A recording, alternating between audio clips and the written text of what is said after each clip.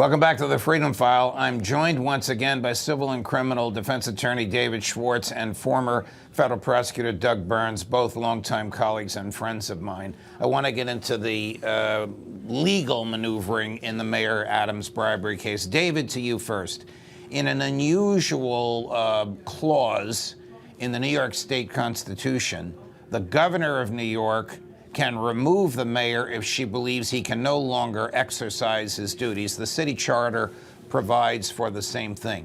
If the governor believes that the mayor is no longer free to exercise his judgment, but is only exercising in a way that he thinks the feds want him to, so they don't regenerate the prosecution, should she remove him? If she comes down to that conclusion, which I think is a faulty conclusion in the first place, she would have every right to remove him. But removing him doesn't mean just pressing a button, Judge, and removing. There's due process. So she can make that decision, and then the mayor would have 30 days to defend his position, and they would have a hearing on that, and then 30 days she would decide whether or not it's permanent removal or not. I think that would be a ridiculous move on the governor's part. You know, Dougie, there's due process and there's due process. This is a weird system here.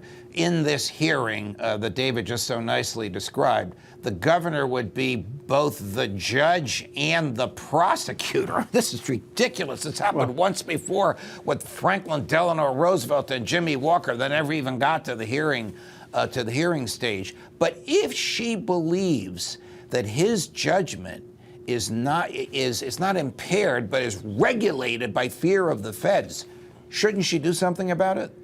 Yeah, but I think this one, I predict confidently she won't do that because I don't think it rises to the level of the Jimmy Walker situation. You know, I watched you the other day explaining, it was a great history lesson about the Jimmy Walker, and then he resigned, Mayor Walker, but the conduct was far, far more serious. This thing, again, it's a mixed bag real quick, which is that it sounds like, you know, they're hanging it over his head. But the converse argument is they're just asking him to do that, which he's supposed to do anyway. So it's really the classic Rorschach test, okay?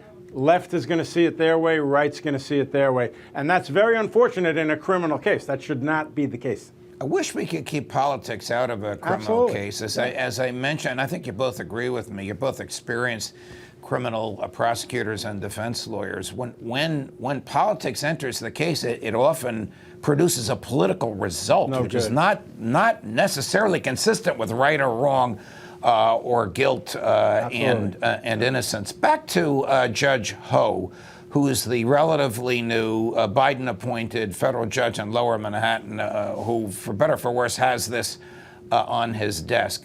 Should he have brought all the lawyers in the courtroom? If it were me, I would have had Danielle Sassoon there and say, why did you resign? What is wrong? What did they want you to do that you think was wrong? How strong is this case? He didn't do that, David. No, he didn't do that. And I don't think, you know, for the first hearing on this, that should have been done. Certainly the judge can do that at a later hearing if the judge wants to inquire more into it. But like Doug laid out earlier, the prosecution has wide discretion to dismiss any case that they want, and ultimately this case will be dismissed. And even though it's dismissed without prejudice, there is a 99.999% chance this case will never see the light of day ever again. Let me suggest the unthinkable.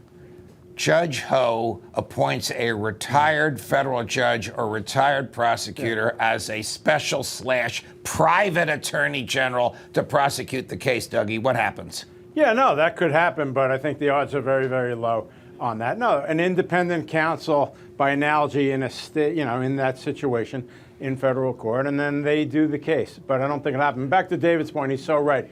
39 years, just a quick point, I've never seen a case dismissed without prejudice come back, not once. David, have you ever seen a private attorney general appointed by the court because the feds or even the local DA didn't want to prosecute the case, but the court thought it should have been prosecuted?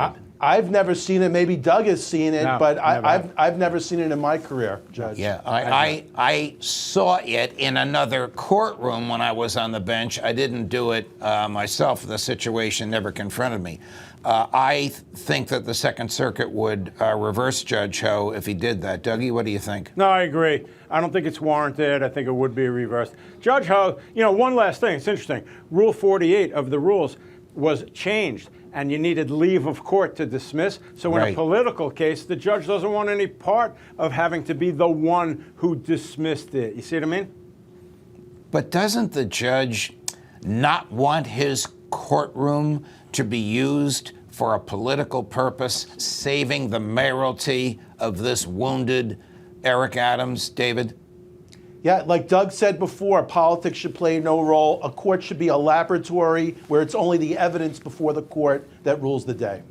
Gentlemen, it's a pleasure. Thank you very much. I have thoroughly enjoyed this conversation. We'll have you back again soon. That is my show this week. Special thanks to Doug Burns and David Schwartz. Thank you for watching The Freedom File. We will see you next week. Have a great weekend.